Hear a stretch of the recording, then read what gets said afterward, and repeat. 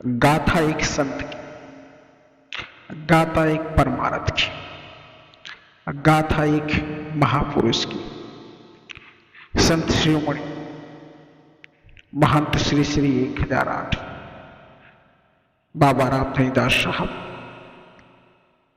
ऐसे महान संत जो प्रतापगढ़ की धरती पर एक छोटे से गांव नेवादा गौराडांड में जन्म लिया। शुरू से ही पढ़ने की रुचि रखने वाले, लेकिन सही दिशा और दशा न होने के कारण, गरीबी के कारण वह पढ़ाई ना कर सके। लेकिन उनके जीवन में और उनको सदा यह बात अखरती रहती थी कि उन्होंने पढ़ाई नहीं की। मैं उस समय की बात बता रहा हूं आपको जिस समय पूरे भारत में पाखंडवाद हावी पर था। लगभग आज के 50 वर्ष पहले उस गांव में ओझा और शोखाओं का बोला बाला चलता था। सदगुरु कबीर साहब के परम भक्त महंत रामधनी दास साहब जन्म से ही बाल अवस्था में निडर और बेबाक किस्म के थे। उनकी यही निडरता लोगों में एक अलग ख्याति स्थापित करती थी। इनका जन्म एक गरीब परिवार राम हरख दास जी के घर में इनके जन्म हुआ और इनके जन्म होने के बाद जब ये लगभग 2 साल 2.5 साल के हो गए, तब इनके अंदर एक प्रवृत्ति जो कि वह प्रपंच देखते थे तो अबोध बालक होता था, वह बोल जाता था या गलत। बाल्यावस्था काल में ही लगभग 10-12 साल की उम्र में, या उस समय की बात बता रहा हूं जिस समय पढ़ाई लिखाई का मायने भी बहुत कम था। लगभग 16-17 साल की उम्र में ही या खड़ुआ चले गए कमाने के लिए, क्योंकि इनके ऊपर 2 भाइयों की जवाबदारी भी थी और इनके पिताजी का देहावसान हो गया था। वहां जाकर कमाई करते और घर पर भेजते। ऐसा करके उन्होंने अपने भाई का ब्याह कर दिया। फिर इनके वहां से आने के बाद परिवार में लोग दबाव बनाते हैं कि आपको शादी करनी होगी, लेकिन लाख मना करने के बावजूद भी लोक लाज के डर से इनके परिवार के लोगों ने इनकी शादी करा दी। इनकी शादी बगल में ही गांव से लगभग 30 किलोमीटर दूर प्रतापगढ़ जिले में ही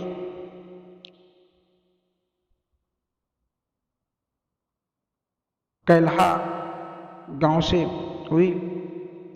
और जब इनकी शादी हुई तदुपरांत लगभग 2-4 साल बीत गए, इनको किसी पुत्ररत्न या पुत्री का प्राप्ति नहीं हुई, तो लोग गांव में तरह तरह की बातें करने लगे कि ये तो बांझ है, ये तो बांझिन है, और ऐसा कहकर लोग इनको चिढ़ाते थे और कहते देवी के चबूतरे पर चलो और बकरे का और मुर्गे का बलि दिलाओ और तब तुम्हें पुत्र की प्राप्ति होगी। तुम्हारे ऊपर बहुत बड़ा साया मंडरा रहा है, इसी कारणवश आपको बच्चे की प्राप्ति नहीं हो रही है।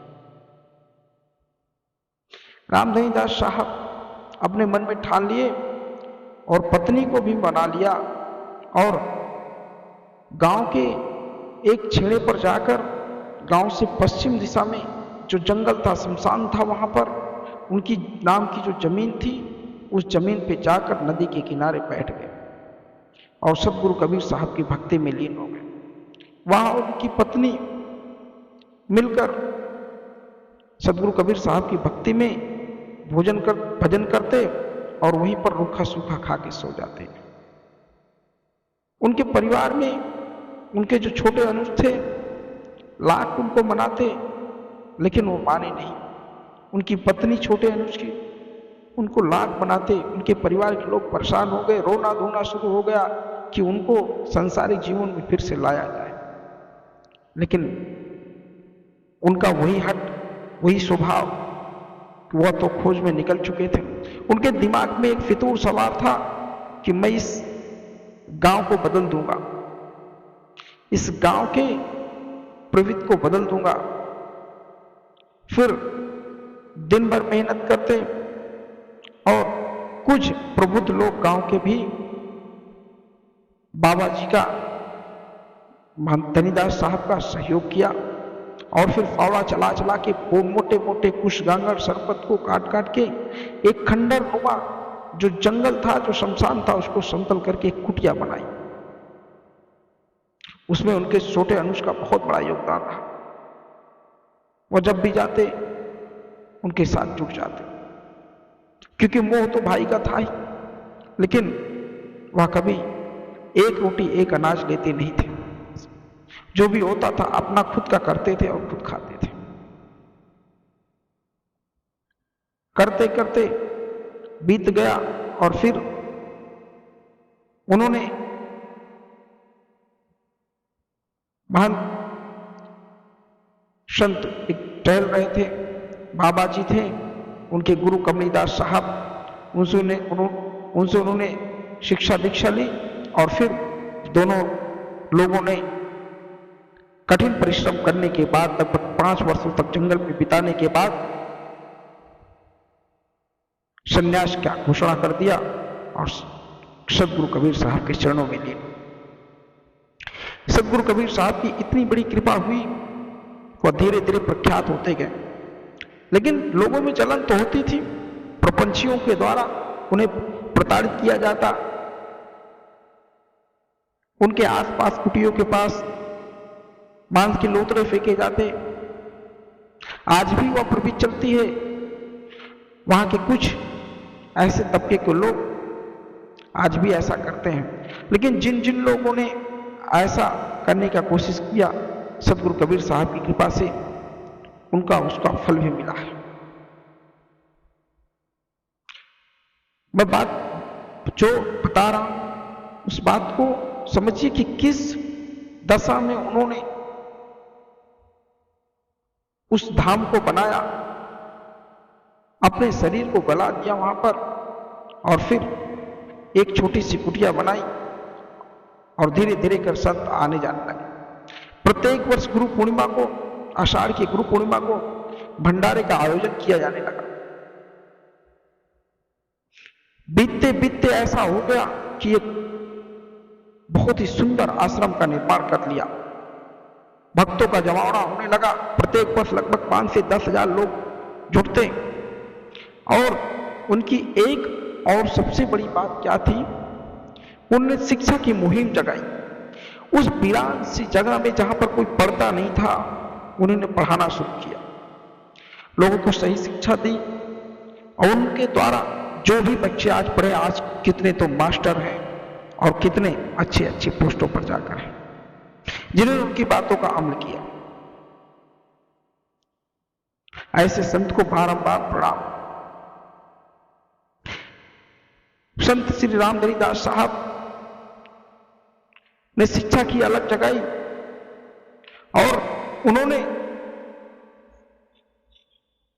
पुरुषों को ही नहीं महिलाओं को भी आगे आने का काम किया और गांव के बहुत सारे ऐसे महिला और पुरुषों को जिनको उन्होंने हस्ताक्षर कराना और पढ़ना लिखना भी सिखाया, बहुत प्रौढ़ लोगों को भी पढ़ाया उन्होंने, जिसके कारण आज जो हस्ताक्षर भी करना जानते हैं।